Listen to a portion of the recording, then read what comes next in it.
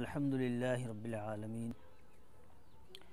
वलाक़िबतु लिलमुत्तक़ीन वस्सलातु वस्सलामु अला सय्यिदिल अंबियाइ वल मुरसलीन व अला आलिहि व अस्हाबिहि व अहले बैतिहि व शुहदाइ मुहब्बतिहि व औलियाइ उम्मतिहि अजमाइन। अम्मा बाद फ़अऊज़ु बिल्लाहि मिनश शैतानिर रजीम। बिस्मिल्लाहिर रहमानिर रहीम। इन्नल्लाहा व मलाइकतहु युसल्लूना अलन नबी या अय्युहल्लज़ीना आमनू सल्लु अलैहि व सल्लिमू तस्लीमा। अल्लाहुम्मा सल्लि अला सय्यिदिना व शफ़ीअना व हबीबना व करीमना व नबीना मुहम्मदिन व अला आलि सय्यिदिना मुहम्मदिन व बारिक व सल्लिम। सलातुम व सलामन अलैका या सय्यदी या हबीबी या रसूलल्लाह सल्लल्लाहु तआला अलैहि व आलिहि व सल्लम। अल्लाहुम्मा सल्लि व सल्लिम व बारिक अला सय्यिदिना मुहम्मदिन तिब्बिल क़ुलूबि व दवाइहा व आफ़ियतिल अब्दानि व शिफ़ाइहा व नूरिल अबसारि व ज़ियाइहा व आलिहि व सहबिहि दाइमन अबदा या रसूलल्लाह सल्लल्लाहु तआला अलैहि व आलिहि व सल्लम। मन्ना अलैना रब्बुना इज़ बअस मुहम्मदा अय्यदहु बिअयदिहि अय्यदना बिअहमदा अरसलहु मुबश्शिरन व अरसलहु मुमज्जिदा सल्लु अलैहि दाइमन सल्लु अलैहि सरमदा।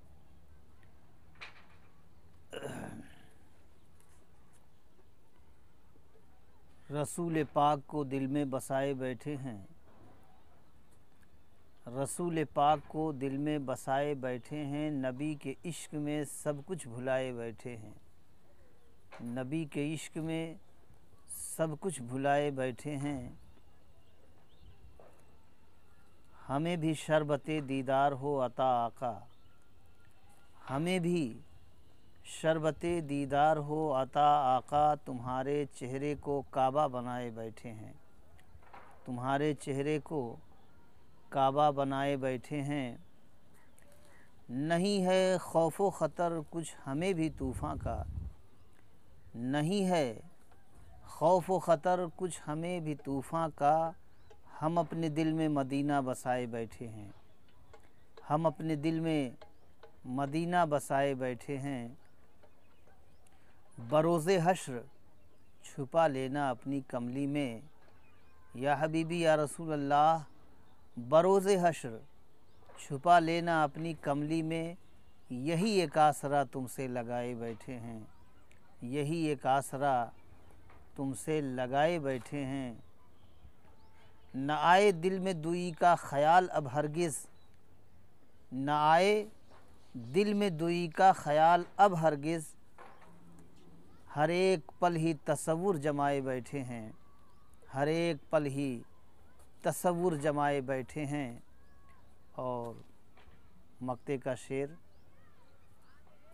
हाजिर कर रहा हूँ और इसी फ़कीर अशरफ़ी बंदे नाचीज़ का लिखा हुआ। गदाई जब से मिली आफ़ताब सरवर की, गदाई जब से मिली आफ़ताब सरवर की, नबी के नूर से दिल जगमगाए बैठे हैं, नबी के नूर से दिल जगमगाए बैठे हैं।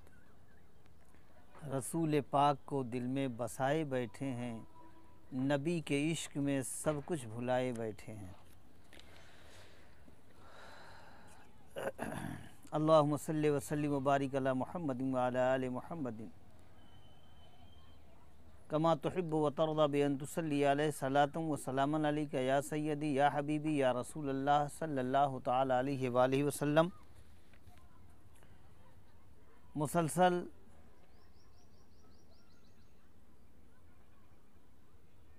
हज़रत सैयदना शम्स तबरेज़ अलैहिर्रहमा के जो अक़वाल हैं,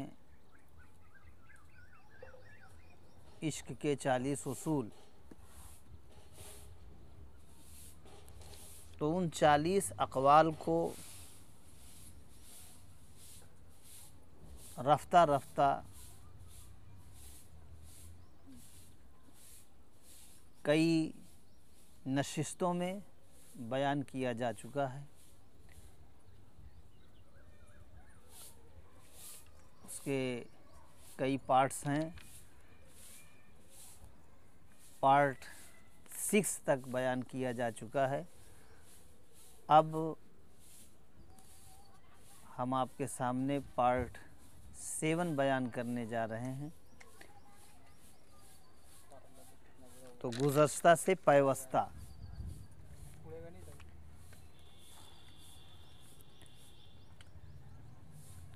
हज़रत सैयदना शम्स तबरेज़ ने राह सलूक में, राह तसव्वुफ़ में बड़ी प्यारी और बड़ी निराली बात फरमाई है। फरमाते हैं, अगर तुम चाहते हो कि लोग तुम्हारे साथ अपने बर्ताव और रवैये को तब्दील कर दें, तो उसके लिए पहले तुम्हें उस रवैये को तब्दील करना होगा जो तुम अपने साथ रवा रखे हुए हो। जो रवैया तुम अपने साथ रखे हो उसे तुम्हें चेंज करना होगा। अगर दिल में ये ख्वाहिश है, ये आरज़ू है कि लोग हमारे साथ अच्छे बर्ताव करें, अच्छे रवैये से पेश आएं, हमारे साथ लोगों का जो एक रवैया है, जो बर्ताव है, उसमें चेंजिंग आए, तब्दीली आए, तो अगर ये चेंजिंग और परिवर्तन आप चाहते हैं लोगों के ताल्लुक़ से, तो पहले हमें और आपको चेंज होना पड़ेगा। पहले हमें अपने आप को बदलना पड़ेगा, अपने रवैयों को बदलना पड़ेगा। तो खुद ब खुद लोगों का रवैया आपके ताल्लुक़ से बदलता हुआ नज़र आएगा। आगे फरमाते हैं, जब तक तुम अपने आप से पूरे खुलूस से और पूरी तरह मोहब्बत करना नहीं सीखते, बहुत मुश्किल है कि तुम्हें मोहब्बत नसीब हो। और जब ये मर्तबा हासिल हो जाए तो फिर उस कांटे के लिए भी शुक्रगुज़ार हो जाओ, शुक्रगुज़ार हो जो तुम्हारे रास्ते में फेंका जाए। यानी अगर तुम्हारे रास्ते में कोई कांटा भी फेंक रहा है तो उसके लिए भी शुक्रगुज़ार हो, उसके लिए भी शुक्र अदा करो, क्योंकि ये रास्ते में कांटा फेंकना इस बात की अलामत है कि अनकरीब तुम पर फूल भी निछावर होंगे। इन्ना मअल उसरे युसरा, कुरान कह रहा है, बेशक हर सख्ती के बाद आसानी है, सख्ती के बाद, तंगदस्ती के बाद ऐश है, आराम है, हर मुसीबत के बाद राहत है। ये तो कुरान कह रहा है। और उसी से मिलती जुलती बात खानकाह में बुज़ुर्गों ने फरमाया, बिल्कुल सही फरमाया आपने, कि अगर तुम्हारे रास्ते में कांटे फेंके जा रहे हैं तो ये इस बात की अलामत है कि अनकरीब आने वाले वक्त में तुम्हारे ऊपर फूल भी निछावर होंगे, फूल भी बरसाए जाएंगे। अगर रास्ते में कांटे बिछाए जा रहे हैं तो फिर एक वक्त ऐसा आने वाला है कि तुम पर फूल भी बरसाए जाएंगे। तो अब उधर कुरान की वो आयत इन्ना मअल उसरी युसरा, और इधर ये इस दुर्वेश कामिल की बात, दोनों में आपस में सूरत तत्बीक है, मुताबकत है। ऐसा होता ही है कि इस्लाम के रास्ते में, तसव्वुफ़ के रास्ते में, इनफरादी तौर पर हो या इज्तिमाई तौर पर मुसीबतें आती हैं, तकलीफ़ें आती हैं और परेशानियों का सामना करना पड़ता है। लेकिन जब आदमी उन दुश्वार गुज़ार मराहिल को तय कर जाता है, उन तकलीफ़ों की वादियों से गुज़र जाता है, तो आगे चलकर फिर उसके लिए आसानियाँ पैदा हो जाती हैं, आसाइशें फराहम हो जाती हैं।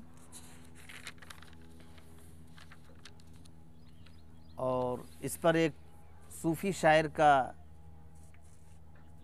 शेर याद आया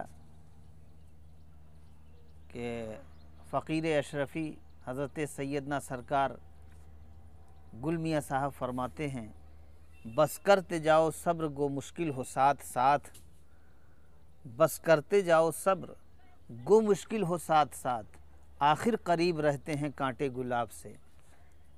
गुलाब जो होता है हमेशा कांटों के ही बीच में होता है, तकलीफ़ों में से होकर गुज़रता है, मगर जब वहाँ से बाहर आता है तो आने के बाद जिस जिस हाथ में जाता है, जहाँ जहाँ तक पहुँचता है, वो सबको खुशबुओं से मुअत्तर कर देता है, सबकी मशाम जाँ को खुश कर देता है। और कहीं महफ़िल की ज़ीनत बन रहा है, अंजुमन की ज़ीनत बन रहा है, उसको हर कोई। तो बहुत प्यारी बात फरमाई आपने, बस करते जाओ सब्र गो मुश्किल हो साथ साथ, आखिर करीब रहते हैं कांटे गुलाब से। तो इसमें देखिए इस शेर में दोनों बातों को समझाया गया है कि एक तो ये बताया गया है कि इस रास्ते में मुसीबत अगर आती है तो मुसीबत का सामना करो, उससे घबराओ मत, भागो मत, मुसीबतों का सामना करना चाहिए, हौसले से काम लो, हिम्मत से काम लो। और दूसरी बात ये भी समझा दिया गया कि अगर मुसीबत आए तो चीखो पुकार ना करो, वावैला ना मचाओ, बल्कि सब्र करो। सब्र जो है वो बहुत कीमती चीज़ है। राह तसव्वुफ में सब्र का बड़ा आला मकाम है और एक सूफ़ी के लिए सब्र जो है वो बहुत बड़ा ज़ेवर है। बहरहाल आगे हज़रत सैयदना शम्स तबरेज़ फरमाते हैं, बहुत प्यारी बात फरमाते हैं, कोई इमाम, कोई पादरी, कोई मुरब्बी और अखलाकी व मजहबी कायदीन में से कोई भी तुम्हारे और तुम्हारे रब के बीच हाइल नहीं होना चाहिए। यानी कोई इमाम, कोई पादरी, कोई मजहबी रहनुमा, कोई भी मुरब्बी, कोई भी मजहबी पेशवा, कोई भी कायद तुम्हारे और तुम्हारे रब के बीच में दरमियान में नहीं आना चाहिए, बीच में हाइल नहीं होना चाहिए। अपने इक़दार और वसूलों पर ज़रूर यकीन रखो, लेकिन उनको दूसरों पर मुसल्लत मत करो। अगर तुम लोगों के दिलों को तोड़ते रहते तो कोई भी मजहबी फरीज़ा अंजाम देना तुम्हारे लिए सूदमंद नहीं है।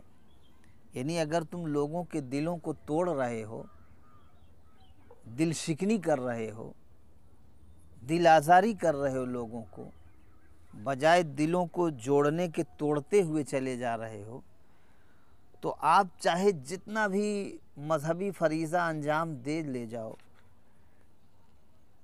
फ़राइज़, वाजिबात, सुनन, मुस्तहिब्बात, नवाफिल, सदक़ात, खैरात, इबादात, मुजाहिदात, रियाज़ात, जो कुछ भी हैं सब कुछ कर लो आप। इबादत की जितनी किस्में हैं सारी इबादतें कर लें आप, सारे मुजाहिदे कर लें आप, सारी रियासतें कर लें आप, सारे मजहबी फ़राइज़ को अंजाम दे लें आप, लेकिन अगर आप लोगों के दिलों को तोड़ते हुए जा रहे हैं तो ये मजहबी फरीज़ा जो आप अंजाम दे रहे हैं ये आपके हक़ में सूदमंद नहीं है, ये आपके हक़ में मुफीद और फ़ायदेमंद नहीं है।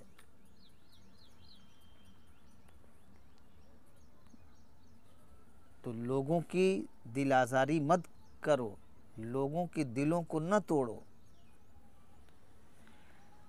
फिर आगे फरमाते, हर किस्म की बुत परस्ती से दूर रहो, क्योंकि ये तुम्हारी रूहानी बिनाई को धुंधला कर देगी, तुम्हारी रूहानियत को, तुम्हारी रूहानी बिनाई को, रूहानी बसीरत व बसारत को ये धुंधला कर देगी। सिर्फ़ अपने रब को अपना मुर्शिद हकीकी समझो। इल्म और मारिफत हासिल करो, इल्म और मारिफत हासिल करो, लेकिन उन उलूम व मारिफ को अपनी ज़िंदगी का मकसद मत बनाओ। यानी जो इल्म हासिल करो, जो मारिफत हासिल करो, तो अपने उस इल्म को, उस मारिफत को अपनी ज़िंदगी का मकसद न बनाओ, यानी उससे बेचो मत। ला तश्तरू बे आयाती समनन कलीला, कुरान कह रहा है, रब का फरमान है। रब कदीर कुरान करीम में इरशाद फरमा रहा, ला तश्तरू बे आयाती समनन कलीला, अल्लाह की आयतों को थोड़े दामों में न बेचो। तो आप अगर इल्म हासिल कर रहे हैं, वो इल्म शरीयत हो या इल्म तरीक़त हो या इल्म मारिफत हो, इल्म हकीकत हो, कोई भी इल्म हो, उसको बेचो मत। ये दुनियावी चंद सिक्कों के एवज़ बेच करके अपने आप को ज़लील रुसवा मत करो। ये नहायत ही ज़िल्लत वाला काम है। हाँ, इल्म इसलिए हासिल करो, मारिफत इसलिए हासिल करो कि हम इस मारिफत के ज़रिए खुदा और रसूल की पहचान हमें हो, हम अपने मंजिल को पहुँचें, अपने मकसद को पा लें, अपनी मुराद को हासिल कर लें, और फिर इसके ज़रिए से हम लोगों को भी रुश्द व हिदायत करें, लोगों की तबलीग करें और लोगों को इस मकसद तक ले जाएं। पहले हम अपने आप को साफ़ सुथरा कर लें, अपने दिल को पाकीज़ा कर लें, अपने मन को, अपने दिल को, अपने क़ल्ब को, दिलो दिमाग को पाकीज़ा और साफ़ सुथरा कर लें। और जब हमें मुकम्मल तौर पर ज़ाहिरी और बातनी पाकीज़गी और तहारत हासिल हो जाए, जब हमारे क़ल्ब साफ़ हो जाएं, तो अब हम लोगों की क़ुलूब को साफ़ करें। अब हम लोगों को नेक बनाएं, एक बनाएं, और लोगों को जो है वो इस रास्ते पर ले आएं, और उनकी जो कसाफत है, जो उनके अंदर ज़ाहिरी और बातनी निजासत है, अब उसको दूर करें।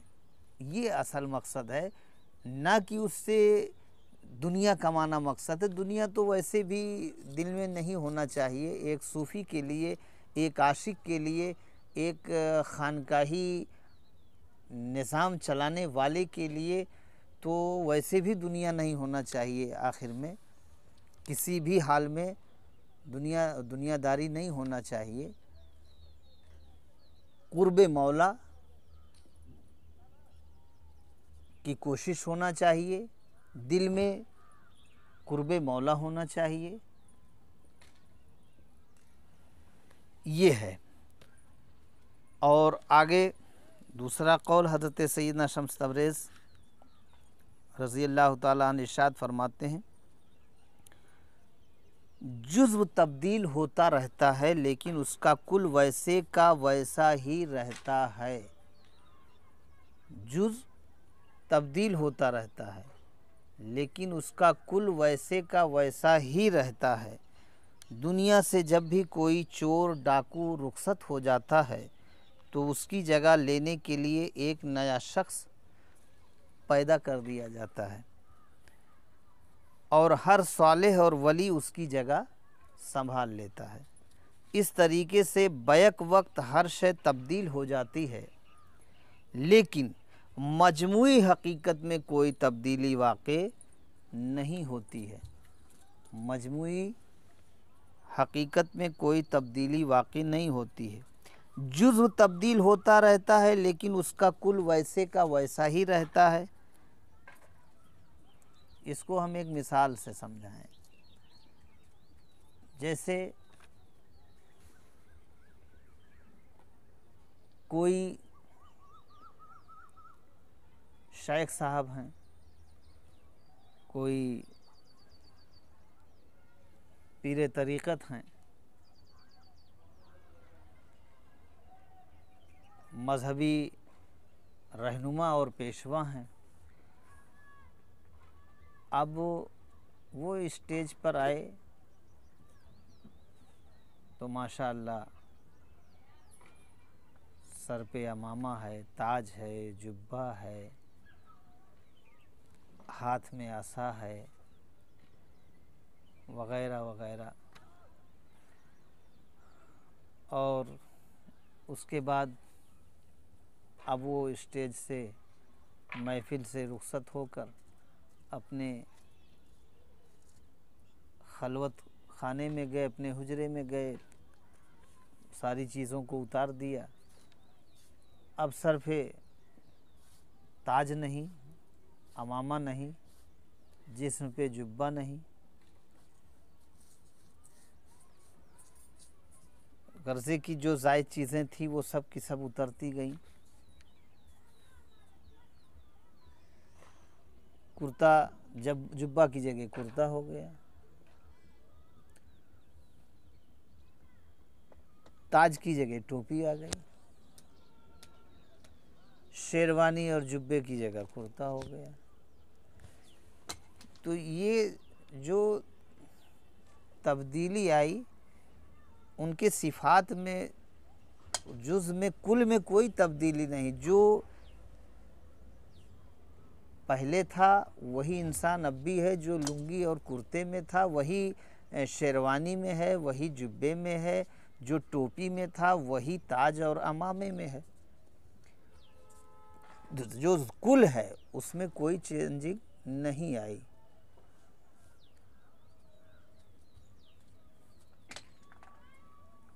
जैसे एक छोटा सा पौधा लगाया गया, अब उसमें तमाम तरीके की चेंजिंग आती रहती है, सब उसके पार्ट्स हैं, जुज़ हैं, छोटे छोटे हैं। पौधा नशो नुमा हुआ, आगे बढ़ा, थोड़ा सा और ऊंचा हुआ, थोड़ा सा और ऊंचा हुआ, परवान चढ़ा। अब उसमें फिर टहनियाँ निकली, पत्तियाँ निकली, फूल निकले, फल निकले। ठीक है, तो जुज़ कोई भी चीज़ का हो, जानदार हो, गैर जानदार हो, जुज़ चेंज होता है लेकिन कुल वैसे का वैसा ही रहता है। तो मजमूई हकीकत में कोई तब्दीली वाक़ई नहीं होती है।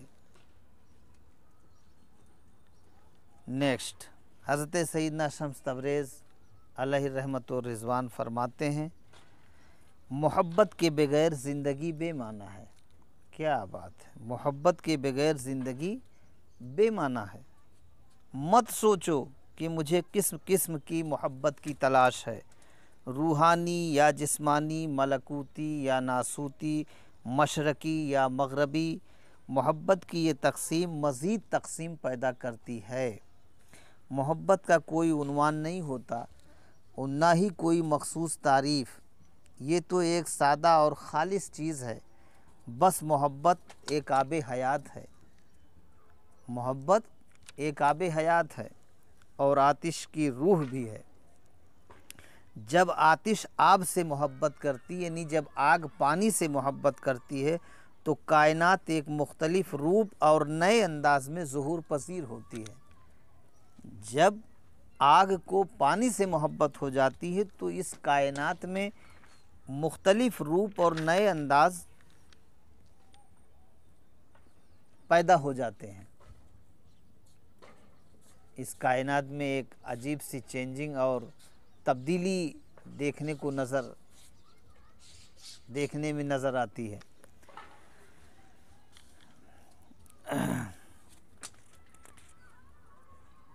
और आज की इस नशिस्त का आखिरी कौल, अब हम अपनी बात को इख्तिताम की तरफ ले जाना चाह रहे हैं। हज़रत सैयदना शम्स तबरेज़ रज़ी अल्लाह ताला अन्हु ने फरमाया, कायनात एक वजूद वाहिद है। ये पूरी की पूरी कायनात एक वजूद वाहिद है, यानी एक वजूद है। वजूद वाहिद, एक वजूद। यहाँ हर कोई अपने अपने वाक़यात के गैर मरई धागों से एक दूसरे के साथ लिपटा हुआ है, हर एक की दूसरे से मुनासिबत है, ताल्लुक़ है, रब्त है। जैसे कड़ी से कड़ी मिली होती, ऐसे हर एक की दूसरे से जो है कड़ी मिली है, हर एक का दूसरे से कुछ न कुछ संबंध और ताल्लुक़ है। हम सब जाने अनजाने में एक खामोश मुकालमे का हिस्सा हैं। किसी को दुख न दो, नरमी और शफ़क़त का बर्ताव रखो, किसी की पीठ पीछे उसकी बुराई मत करो।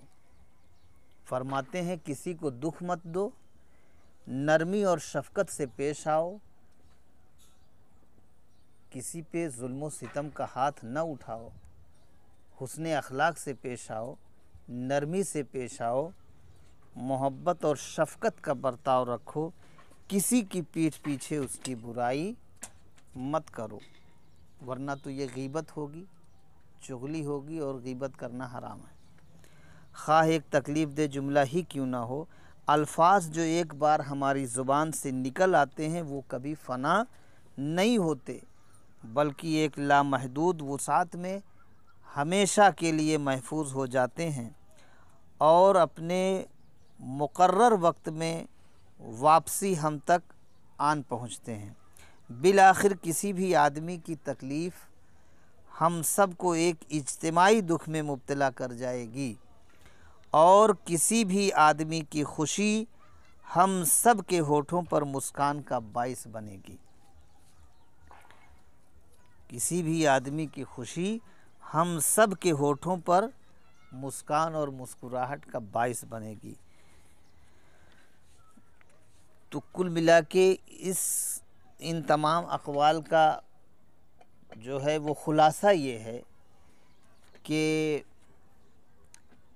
हमें हुस्ने अखलाक से रहना चाहिए, बड़ों की ताज़ीम व तकरीम और अपने छोटों पर शफ़क़त और मोहब्बत करना चाहिए।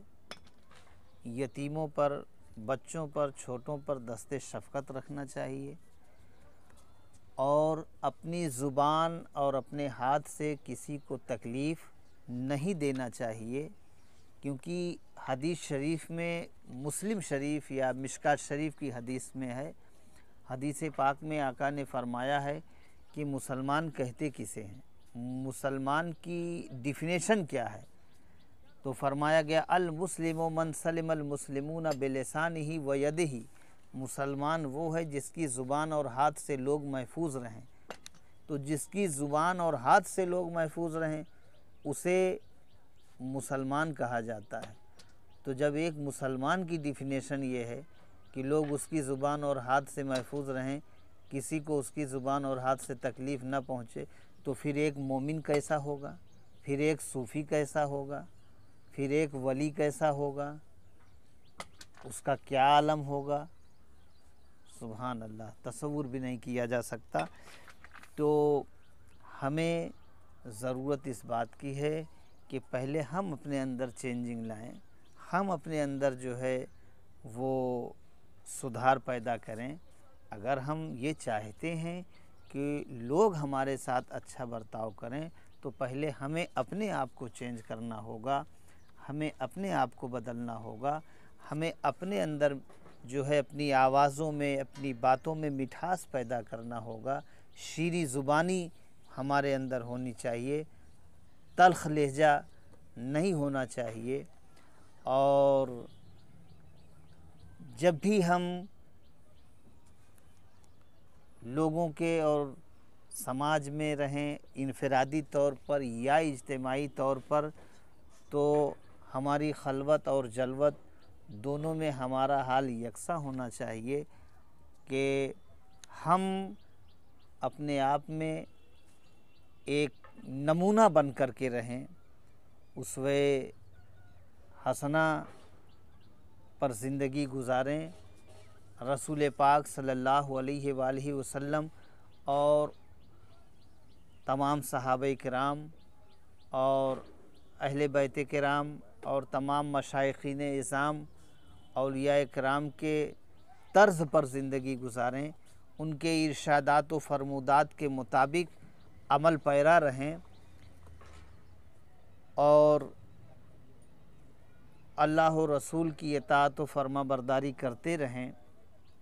कुरान व हदीस की रोशनी में अपने असलाफ़, अपने अकाबरीन बुज़ुर्गान दीन और अपने सिलसिले के तमाम औलियाए किराम और मशाइखीन इज़ाम के इरशादात व फरमुदात के मुताबिक अमल करते रहें और उनके तरीक़े को अपनाएं, उनके ज़िंदगी के उसूल को अपनाएं कि उनका क्या तर्ज़ अमल रहा है, वो क्या हमें तालीम दे के गए हैं, उनकी तालीम और तरबियत पर हमें अमल पैरा होने की ज़रूरत है।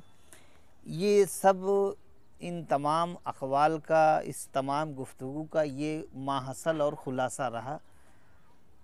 अब हम इसके आगे आने वाली वीडियो में इसके आगे आपके सामने बयान करेंगे। वाखिरु दावाना अनिल हम्दुलिल्लाहि रब्बिल